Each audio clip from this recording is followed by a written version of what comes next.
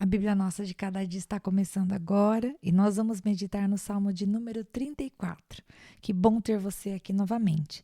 Esse salmo é um salmo de Davi e o Salmo de 34 é um poema organizado em ordem alfabética, no hebraico, assim como o Salmo de número 25, caso você queira anotar aí essa curiosidade. E esse Salmo de Davi, ele é praticamente, vamos dizer assim, um poema declarando alívio e gratidão pelo livramento do Senhor, né? Na epígrafe da minha Bíblia diz assim: de Davi, quando ele se fingiu de louco diante de Abimeleque, que o expulsou e depois partiu. A realidade de Davi nesse salmo é que ele estava sozinho, né, fugindo da perseguição do seu sogro Saul e enfrentando situações bem difíceis porque ele não tinha, né, nesse momento, os companheiros, né, os endividados, aqueles que se juntaram a ele para depois formar o seu exército particular, vamos falar assim, e ele também não tinha a presença do seu amigo Jonatas. Quando nós lemos a história de Davi, nós vemos que ele e Jonatas haviam tecido uma amizade muito legal. E infelizmente, por causa de todo esse problema no relacionamento dele com Saul, Davi agora estava só.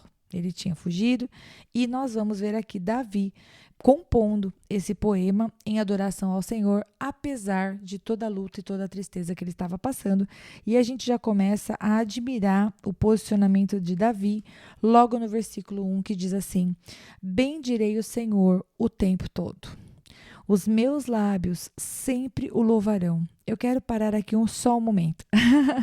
Davi começa dizendo que ele vai louvar o Senhor o tempo todo. E essa é a primeira lição para nós, né? Muito fácil é nós darmos graças ao Senhor quando está tudo bem. Quando tem dinheiro na conta, quando estão todos com saúde, quando não acontece nenhuma desventura conosco, quando estamos bem no trabalho. É muito fácil mantermos nosso coração feliz e bendizermos ao Senhor, agradecermos ao Senhor, louvarmos o Senhor. Mas aqui Davi ele vai dizer: eu vou bendizer o Senhor em todo o tempo. E em todo o tempo significa abrir os nossos lábios para agradecer ao Senhor pelos dias maus também, ou pelas circunstâncias que nós não compreendemos. E pedir ajuda ao Senhor para se levantar do lugar onde nós venhamos a estar. Quer estejamos com a sensação de que estamos no fundo do poço ou num beco sem saída, nós precisamos recorrer ao Senhor. Você não pode ficar onde você está. Você deve bendizer o Senhor o tempo todo e buscar nele o caminho, né? A visão correta sobre as situações, porque muitas vezes quando estamos chateados com alguma situação, nos sentimos perdidos, os nossos olhos ficam somente olhando para o problema, a gente não consegue enxergar uma saída.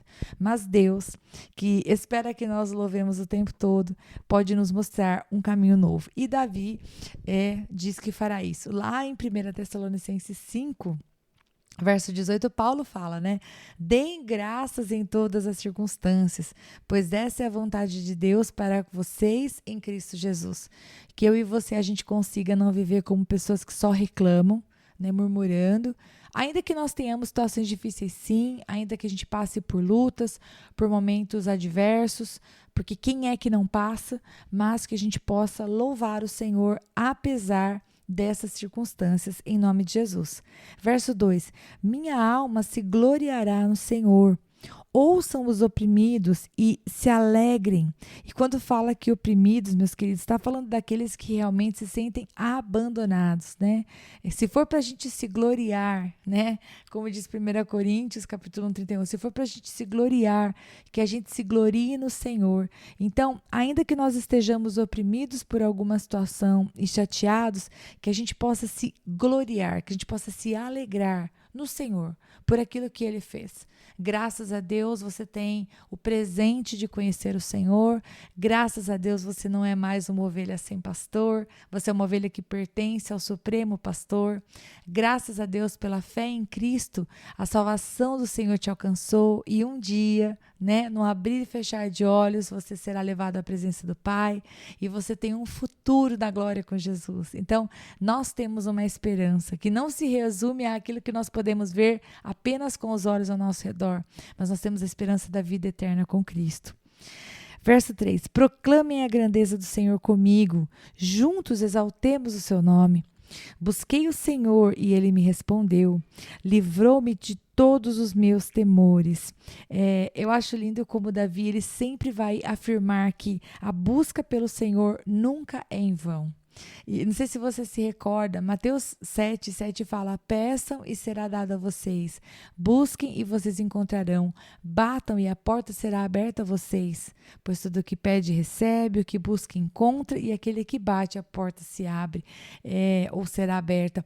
Esses versículos, né, eles têm a intenção de formar no nosso coração uma fé, mas não é uma fé sem base, não é uma fé sem razão de ser. É uma fé baseada em verdades, na certeza de que Deus realmente responde à nossa oração. E aqui Davi afirma: eu busquei e o Senhor me respondeu, e ele livrou-me de todos os meus temores. E a palavra temores, que aparece aqui na Nova Versão Internacional, não é temor somente de um medinho, mas a palavra temor significa terror. A raiz da palavra quer dizer realmente um medo profundo. Era isso que Davi estava sentindo e o Senhor o livrou disso. Verso 5. Os que olham para ele estão radiantes de alegria, seu rosto jamais mostrará decepção. Este pobre homem clamou e o Senhor o ouviu e o libertou de todas as suas tribulações. O anjo do Senhor é sentinela ao redor daqueles que o temem e os livra. Provem e vejam como o Senhor é bom, como é feliz o homem que nele se refugia. Temam o Senhor, vocês que são os seus santos, pois nada falta aos que o temem. Parem aqui, por favor. Gostaria de destacar que no verso 7, quando aparece o anjo do Senhor, a gente vê a palavra de Deus trazendo essa referência de anjo do Senhor em outros lugares. Se você vai ver, por exemplo, Gênesis 16, capítulo 7, o anjo do Senhor apareceu para Agar. Eliseu também, quando está lá com o seu moço, eles estão cercados. Eliseu fala assim, com certeza, maior quantidade de pessoas não, maior são aqueles que estão conosco do que aqueles que estão contra nós, porque Eliseu via, realidades que eram invisíveis aos olhos. Ele enxergava o mundo espiritual, ele via os exércitos que estavam com eles, lá em 2 Reis 6:15. Então, existe uma realidade espiritual que às vezes eu e você nós ignoramos, aqui, como está no singular, o anjo do Senhor, esse termo geralmente ele é usado para representar o próprio Deus. Todas as vezes que ele veio à Terra, toda vez que ele se manifestou, e que a Bíblia nos mostra, quando ele se encontra com certos personagens bíblicos, por exemplo. Mas nós sabemos que o Senhor, ele nos guarda. Então, aquele medo de que nós estejamos sozinhos e desabrigados e abandonados e que o Senhor não nos ouve, o Senhor não nos vê. Davi, ele vai dizer para nós aqui várias vezes, os olhos do Senhor estão sobre mim, eles estão sobre aqueles que buscam, a face do Senhor nos encontra. Ou seja, o anjo do Senhor, a presença de Deus, o Senhor Deus é Deus conosco. Então, nós podemos ter o quê? Paz. E temer ao Senhor, no versículo 9, está falando do profundo respeito, da reverência para com Deus. Não está dizendo temor ao Senhor no sentido de que nós devemos ter medo de Deus, como se Deus fosse assustador. Ao contrário, mas temer o Senhor no sentido de respeito, de reverência, de desejo de fazer a sua vontade, porque nós o amamos. Ele é o nosso Senhor. O versículo 10 fala: os leões podem passar necessidade e fome, mas os que buscam o Senhor de nada têm falta. E aqui Davi está querendo dizer, na figura do leão como animal, ele é forte, ele é voraz, ele consegue arrumar uma presa, ele caça. E ainda que ele tenha necessidade de fome, o fraco, o quebrado, o quebrantado, se ele buscar ao Senhor, para ele nada vai faltar. Então, é como se Davi estivesse fazendo uma comparação. Aquele que é forte, que depende de si mesmo, esse pode até passar fome, mas aquele que depende do Senhor, esse não vai ter falta de nada, como diz o fim do versículo 10. Versículo 11. Vejam, meus filhos, ouçam-me, eu ensinarei a vocês o temor do Senhor. Quem de vocês quer amar a vida e deseja ver dias felizes? Guarde a sua língua do mal e os seus lábios da falsidade. Afaste-se do mal e faça o bem. Busque a paz com perseverança. E eu quero fazer só uma observação aqui sobre esses 3 versículos. O versículo 12 é como se fosse a colheita, Você quer viver dias felizes? Você quer colher dias felizes? Tá, então eu vou te dizer o que você tem que semear. E aí ele fala no versículo 13 e 14. Guarda a sua língua do mal, Ou seja, não fale o que você não deve. Não tenha uma boca falsa, né? Não seja uma pessoa duas caras. Versículo 3, afaste-se do mal e faça o bem, né? Deixe de fazer o mal e busque a paz com perseverança, né? E aqui ele dá pra gente essa ideia de, poxa, se eu quero algo bom, eu preciso semear coisas boas. Se eu estou colhendo coisas ruins, eu preciso avaliar a minha semente. O que é que eu estou semeando que está fazendo com que eu colhe o que eu estou colhendo? Isso é muito importante de perguntar ao Senhor em oração. Verso 15, os olhos do Senhor voltam-se para os justos e os seus ouvidos estão atentos ao seu grito de socorro. O rosto do Senhor volta-se contra os que praticam o mal para apagar da terra a memória deles. Os justos clamam, o Senhor os ouve e os livra de todas as tribulações. O Senhor está perto dos que têm o coração quebrantado e salva os de espírito abatido. O justo passa por muitas adversidades, mas o Senhor o livra de todas. Eu quero parar aqui. Deixa eu só terminar o versículo 20, vai. Protege todos os seus ossos, nenhum deles será quebrado. Quando eu estava lendo esse trecho que eu trouxe para você do versículo 15 em diante até o 20, Davi vai dizer para nós que os olhos, os ouvidos, o rosto, a face do Senhor estão voltados para aqueles que o temem e o buscam. E é interessante que Davi faz questão de dizer para nós que o Senhor, ele está perto e ele salva o de espírito abatido. Pera, mas se o Senhor está perto, a gente não devia estar feliz o tempo todo? Daí Davi vem e do versículo 19 ele deixa tudo muito claro. O justo passa por muitas adversidades. E eu acho que isso é muito legal da gente parar para meditar, porque muitas vezes a gente acha que só porque nós amamos o Senhor, só porque nós temos Jesus no nosso coração, só porque a gente busca fazer a vontade de Deus todos os dias, a gente não vai passar por luta. E todas as vezes que a gente passa por luta, é como se a gente quisesse olhar para o céu, pôr a mão na cintura e falar: Deus, o que está acontecendo? Como assim? Sou tua filha, sou tua serva, sou teu filho, sou teu servo, que luta é essa? Nós temos aquela falsa ideia de que por amarmos a Deus e por temermos o Senhor e por buscarmos fazer a sua vontade, a gente não está suscetível a passar lutas. Isso é um engano. Davi vai dizer, o justo passa por muitas adversidades.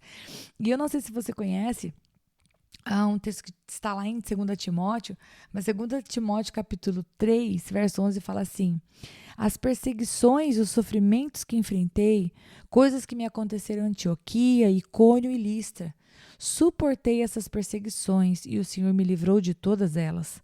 De fato, todos os que desejam viver piedosamente em Cristo Jesus serão perseguidos. E aqui, Paulo está dizendo, sim, vocês serão perseguidos. E sim, passarão por lutas. E talvez, se ele tivesse esse texto de Davi em mente, então Davi vai dizer para nós, está passando luta? Exatamente como ele está passando quando ele escreve esse salmo.